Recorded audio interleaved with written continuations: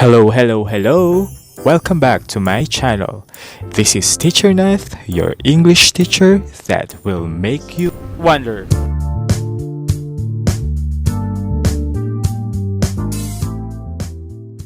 In this video, we'll have another lesson. We'll talk about idiomatic expressions, specifically idioms based on color. But before we proceed to the examples, let me define idiom first. Idiom or idiomatic expression is an expression whose meaning is not predictable from the usual meanings of its constituent elements. These are expressions that aren't meant to be taken literally. So basically, for us to form an idiom or idiomatic expression, we are combining words with different meanings. And then once we combine them, it will form an expression or a phrase that has different meaning. And then its meaning is not literal, it is figurative. That's why people who don't know the meaning of a certain idiom find it weird when people use that certain idiom while conversing with them. But where do we usually see or hear idiomatic expressions? They are commonly seen or heard in movies, literary pieces such as poems, novels, etc., or even in daily conversation. We use and hear them. Why do you think authors and writers use these expressions in writing their piece? Simply because idiomatic expressions make a certain piece more interesting. They're like crayons in a drawing. They make it colorful. They add colors to it. Speaking of colors, let us now have the examples of idioms based on color. Let's begin with my favorite color, which is color blue. First example is out of the blue. It means randomly, without warning, surprisingly, unexpectedly. Nang gulat, nang bigla, hindi inaasahan. Example sentence. Jan has decided to quit his job out of the blue and go traveling for a year.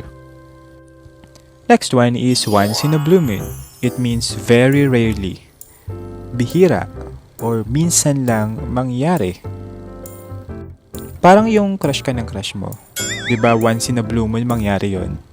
Kadalasan kasi, hindi ka crush ng crush mo. Example sentence. You will see that mean students smile once in a blue moon. Another example for blue is to feel blue. It means gloomy, miserable, or sad. Malungkot. Oh, sad. Example sentence. What's the matter with you today? You seem really blue. Is there something you'd like to talk about? And that's it for color blue. Let's have now the next color. Color red.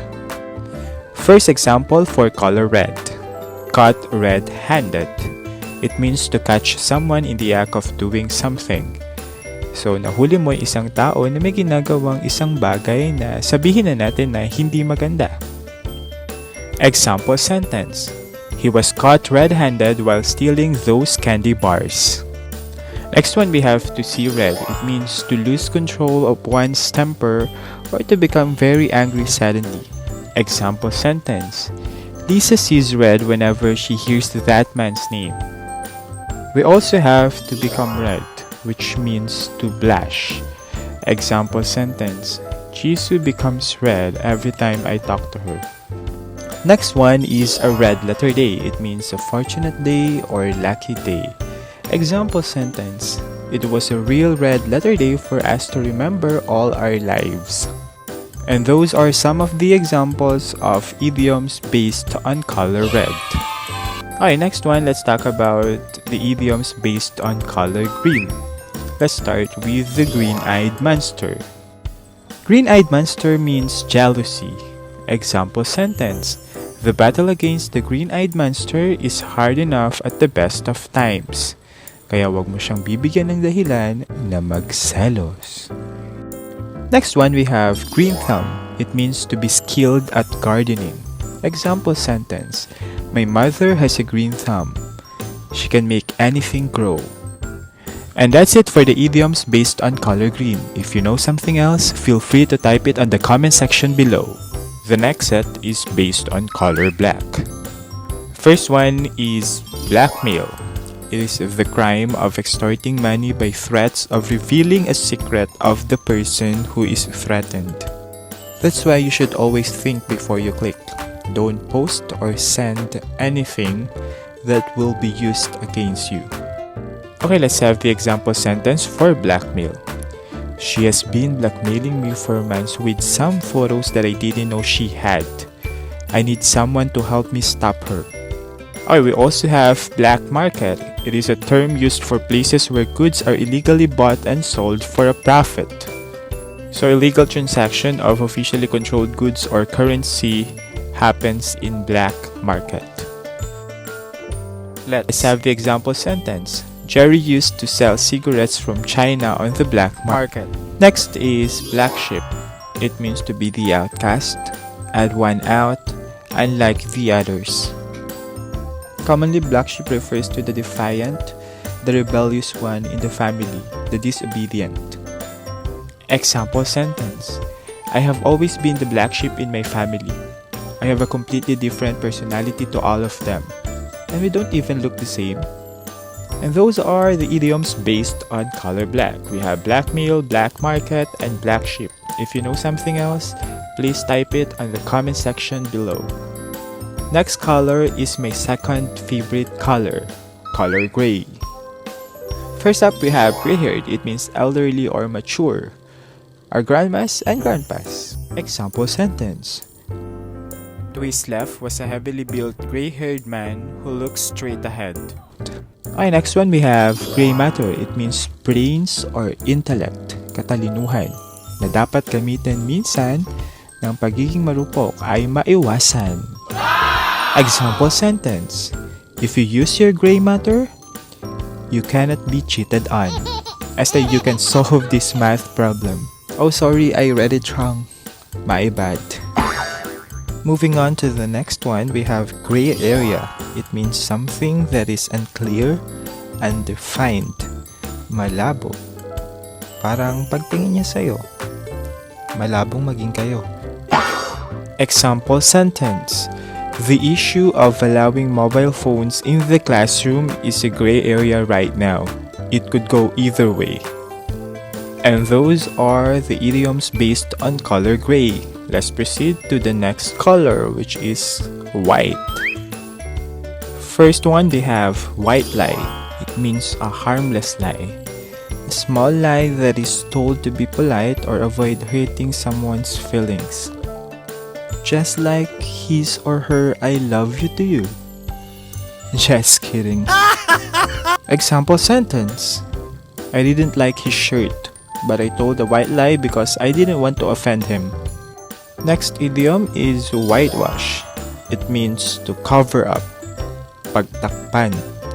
Example sentence. What he said was just to whitewash his actions. Next up we have white collar. It means salaried professional or clerical work or workers. It is the opposite of blue collar. So let me give you an example sentence. White-collar workers now work longer hours. That's white collar. And those are the idioms based on color white. If you know something else, don't forget to type it on the comment section. Okay, the next color that's on the list is purple. And I'll give you just one example for this one. And that is purple with rage, which means very angry. An example sentence for this one is, she turned purple with rage when she saw her ex-boyfriend with another girl. Next color is gold. Example idiom for it is golden opportunity. It means a very good chance to achieve something. Example sentence. Jenny had a golden opportunity to be the first honor in the class after Rose transferred in another school. And we're down to the last color in the list, which is silver. And the best example that I can give for this color is the infamous silver lining. I bet you already searched for the meaning of it when Catriona gave her answer in Miss Universe. Anyway, here's the meaning of silver lining according to dictionary.com. It is a sign of hope in an unfortunate or gloomy situation, a bright prospect, being optimistic. And that is what we need today. We have to be optimistic, we have to be positive, we have to look for the silver lining in the current situation that we are in. And here's the example for silver lining. Every cloud has a silver lining. And those are the idioms based on color. And because we're already done with the discussion, it's quiz time! You'll just complete each statement by choosing the correct idiom inside the box. You will be given 5 minutes to do it, and no need for you to pause the video because 5 minutes is already allotted for you.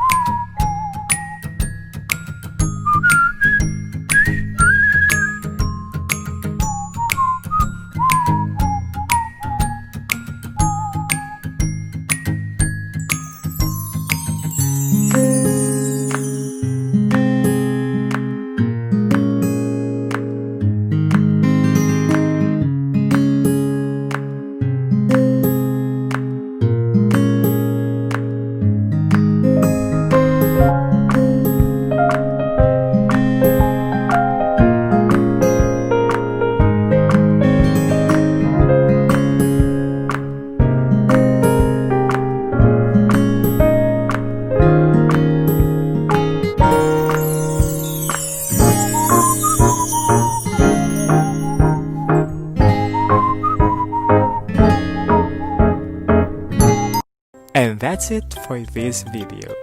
But before I end this, I would like to read this quotation by Nelson Mandela. If you talk to a man in a language he understands, that goes to his head. If you talk to him in his own language, that goes to his heart. Thank you for watching this video. I hope you enjoyed it and learned something at the same time. If you haven't subscribed to my channel yet, please do subscribe and hit the notification bell for you to get notified on the next videos that I will be uploading. Till next time,